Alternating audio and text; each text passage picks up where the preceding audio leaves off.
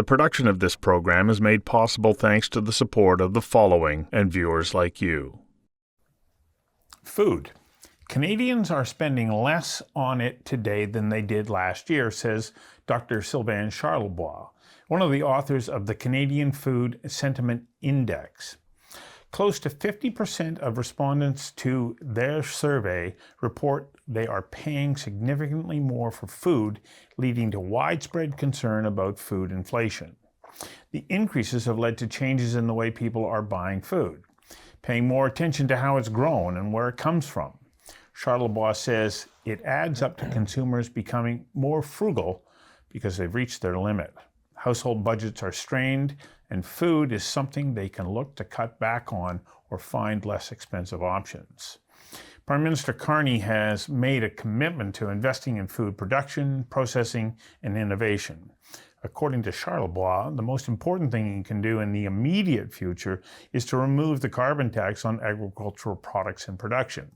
If he doesn't, food prices are going to continue to rise. I invited Dr. Sylvain Charlebois to join me for a conversation that matters about the complex world of food production, security, and affordability. Welcome. Thank you for inviting me.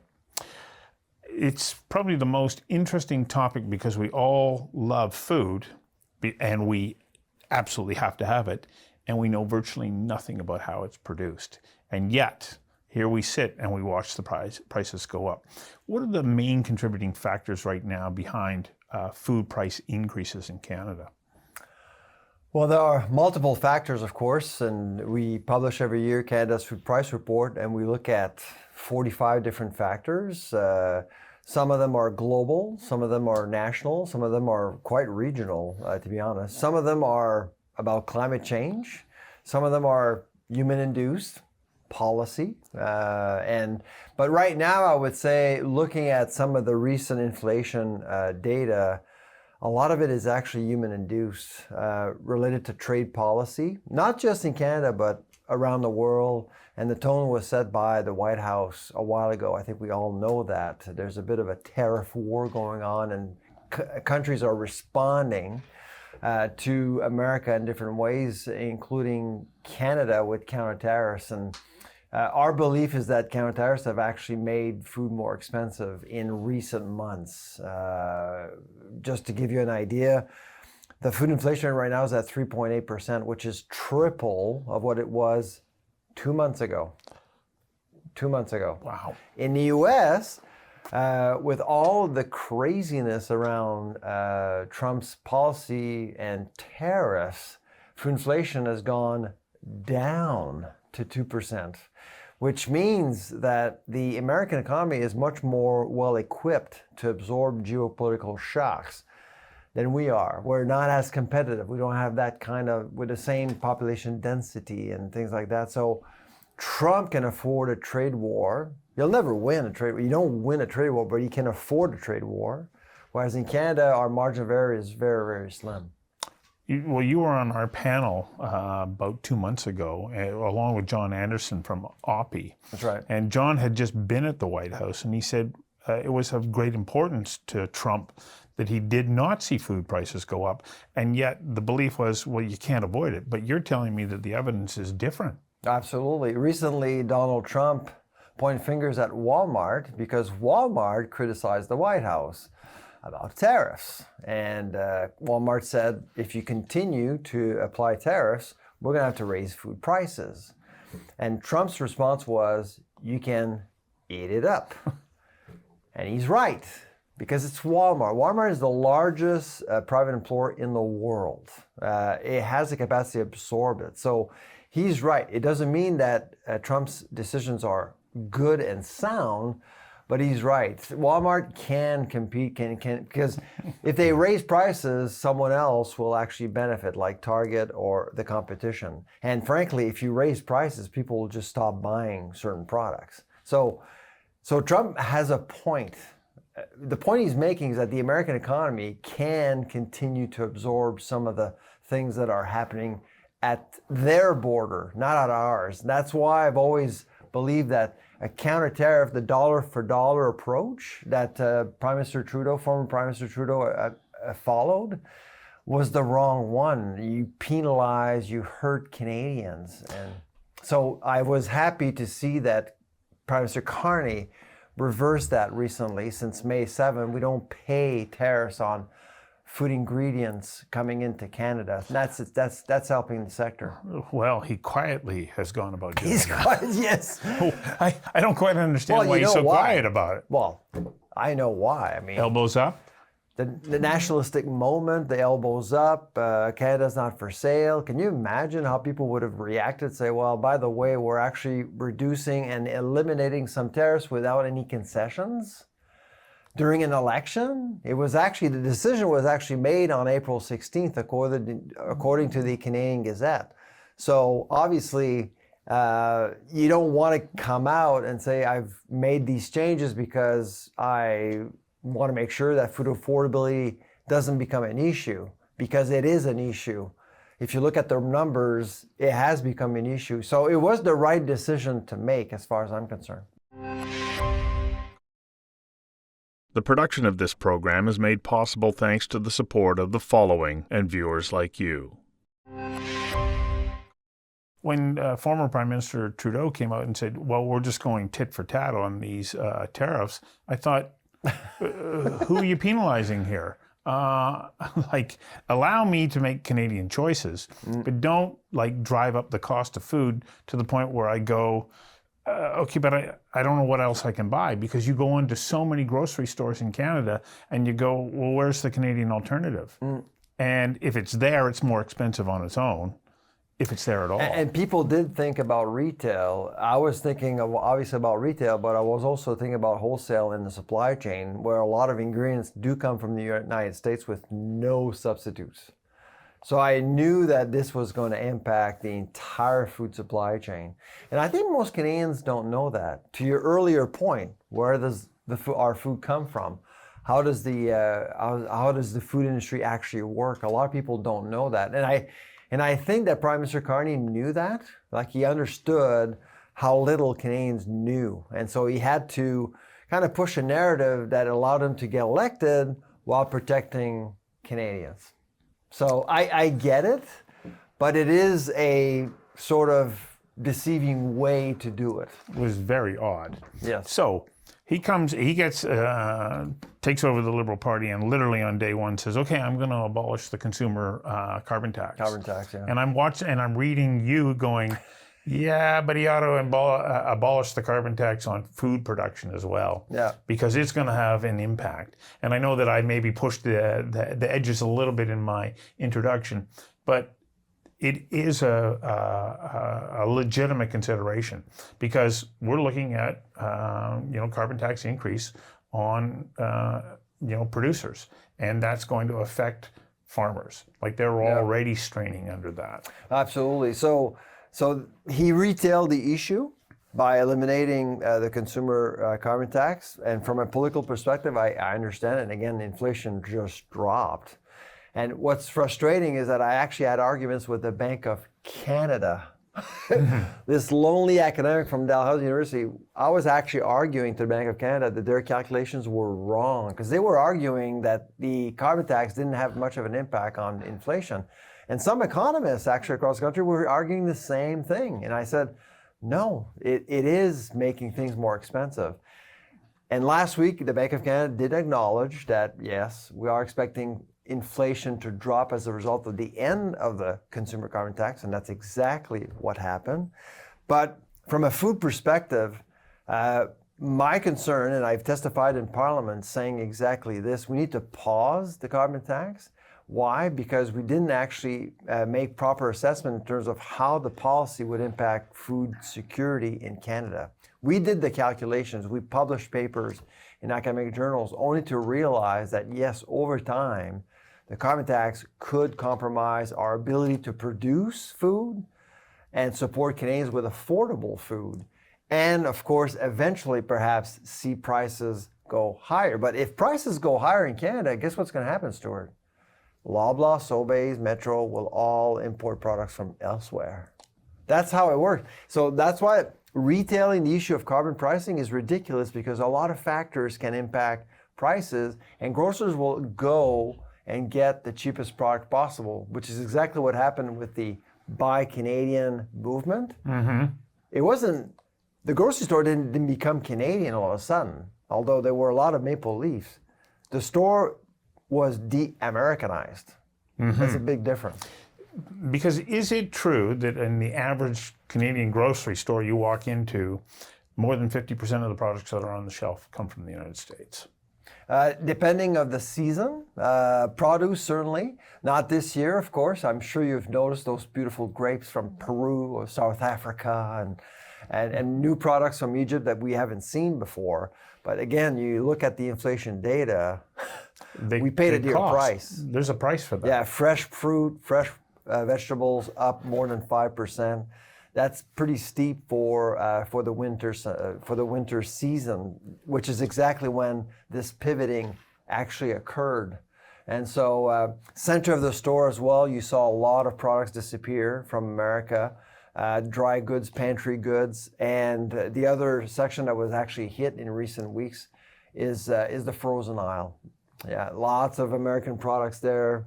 You don't see them, and frankly, we have to respect the consumer. If the consumer doesn't want it, fine.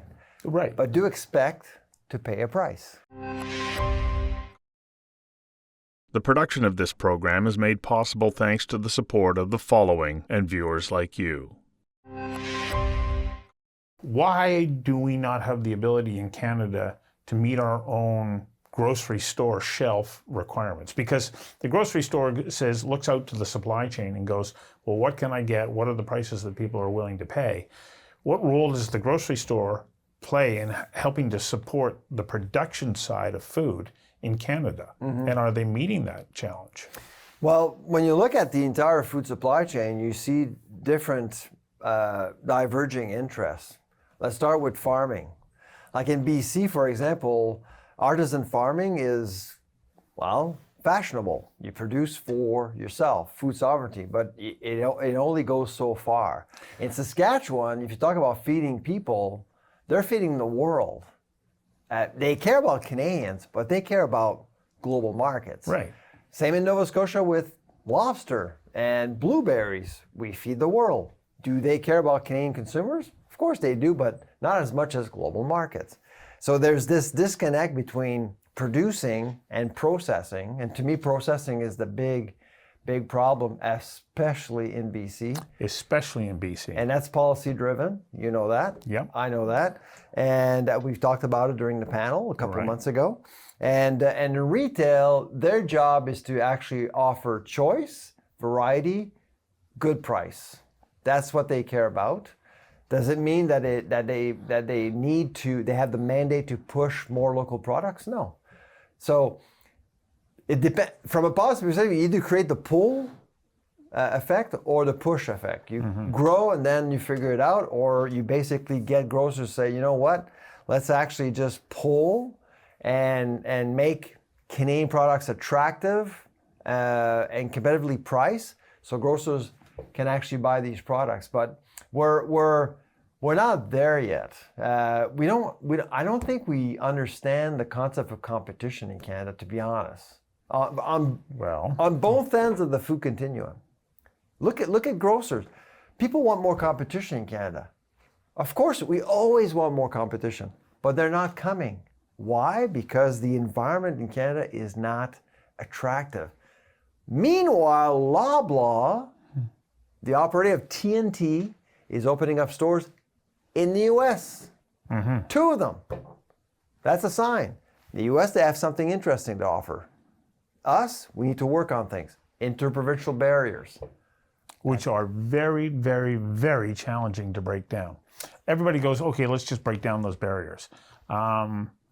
Nice try. Colin Hanson, when he was in the Gordon Campbell government, had been assigned with doing that between British Columbia and Alberta. I think went a long way to getting a number of things done. It did. And then they ran into, well, we can't change this and we can't change that. And I talked to Rob Lowe from the Canadian Cattlemen's Association about processing. He said, well, the only place that you can get meat processed and be able to sell it in other provinces is if it's in a federally inspected and approved facility. And there's only 3 of them in Canada. And he said, so if it's only permitted in Alberta, you may not be able to buy the product in Saskatchewan, Manitoba, or British Columbia because they may all say, well, your standards don't meet ours. And so how do you get around that? Yeah. Now, when I was living in the prairies, I always felt that the Alberta-BC relationship was a bit of a model. Yeah. I mean, both provinces were talking to each other. The worst has been Quebec. The worst is still Quebec. Look at what's going on between Nova Scotia and Ontario. There's a deal. Ontario and Manitoba. There's a deal. Where's Quebec? Quebec isolates the entire Atlantic and annoys Ontario. That's basically half the country right there. But that's more than half the country right there.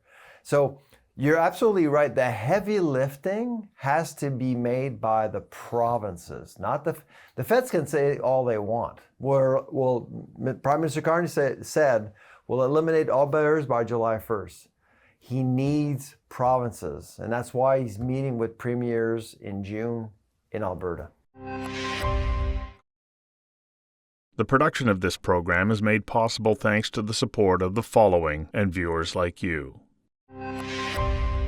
We had Dr. Lenore Newman in this very studio for Carol Taylor's Journal the other day, and she was talking about these regulations in the agricultural land reserve that prohibit the building of new processing plants on ALR land. It's about the only place that you can afford to build a processing plant, and they've got this bizarre regulation that means that green beans are not being grown here any longer. Winter peas aren't being grown here any longer. The potato crop is diminishing. And these are the things that happen if we don't have built into the supply chain. Land values are down. Land value, everything. Yeah.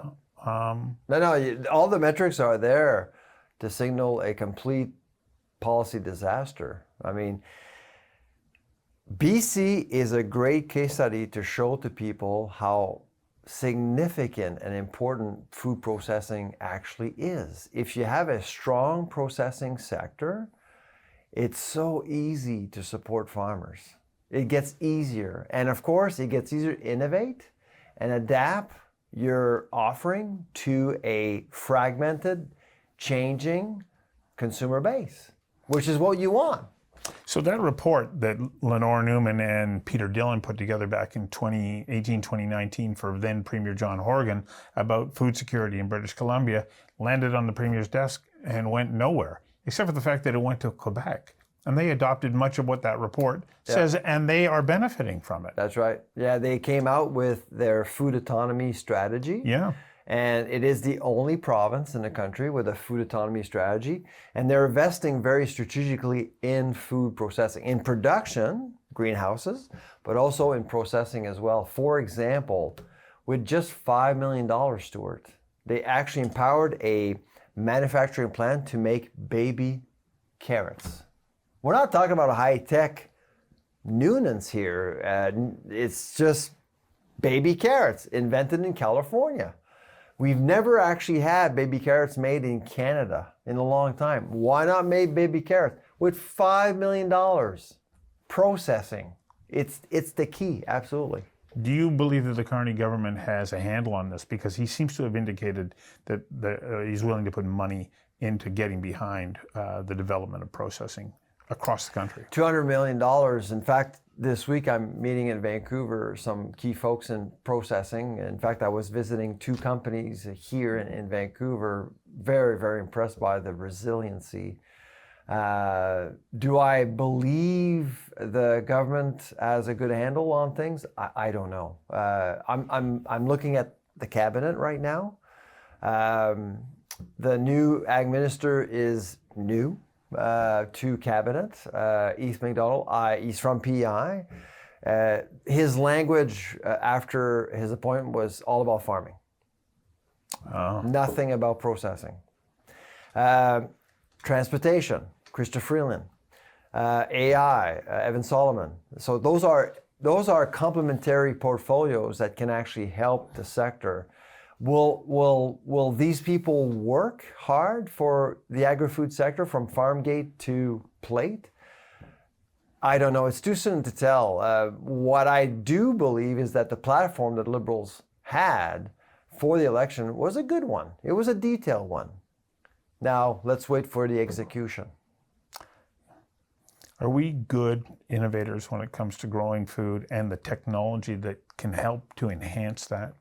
Like, is that something that we can have some hope in saying we can actually start to boost food production supply? Oh, we have fantastic innovators. Again, I was just visiting a couple of companies right here in BC today. The innovation that's coming out of BC is incredible, but we don't keep it. So, Isn't that an age-old Canadian story? So this one company, I won't be specific, okay, needed to scale up, okay, and they actually went out and tried to get money. They had 32 bids. 32 investors wanted to invest in that company. One of them was allowing the company to stay in Vancouver. Only one? One out of 32. The other ones, they wanted the company to go to the US or elsewhere in Canada. Okay? That's the problem, Stuart. Wow. But they did pick the one venture capitalist that wanted the company to stay in Vancouver, despite the fact that the terms may not have been as attractive. So we owe that company a lot. So once in a while, you'll see these miracles come up, but they're rare. Most of the time, they leave. Well, I'm looking at the work of Up Vertical that has gone to indoor greenhouse salad manufacturing. Yeah. I don't know if you had a chance to go out and see their facility. No, but I've heard about them. Yeah. It's quite extraordinary. Yeah. And they're a couple of innovators who went and designed the whole process themselves. Like, I know they're not the only ones who are in the vertical farming space, and it's not perfect yet, but at least they've taken the chance, they've started, and they're producing product. That's marvelous. Which means that we can grow greens all year round. all year round. Yeah. And so going back to Quebec, their mandate with their food autonomy strategy was to produce strawberries all year round. Yep. It's a thing in Quebec. Okay, instead of June, July, let's actually make it happen all year round, and that's what they're doing now, with $19 million. That's all it took. That's it. That's it. And there's some great innovations coming out of the University of Guelph as well. Yeah, absolutely. You know, they figured out how to grow food in space. So if you can grow it there, you can grow it in caves in the winter in northern Canada. We've got a fantastic mindset and a great education system that will help to foster these kinds of innovations. We need a vision and we need a strategy. And frankly, we got the entrepreneurs. They just need, some support, capital-wise, I would say, and some networks to get the proper mentorship as well. I think we're starting to get there, but on the policy front, we need to foster competitiveness. And that's really key right now. People are thinking, well, let's grow this, let's grow that, without thinking about the market. And the market, yes, some of it ought to be Canadian, but let's think big. New Zealand actually in 1986 went bankrupt. They had supply management. They dismantled the whole system, and now with 3 million people, they're exporting for well over $22 billion worth of dairy products all over the world. And we actually eat New Zealand food right here in Canada. A lot of it. And the world wants Canada. The world wants Canadian safe food. We have a good brand. Let's take advantage of it. That's a great note to end on. Thank you very much for your time and coming in and sharing your thoughts. My pleasure.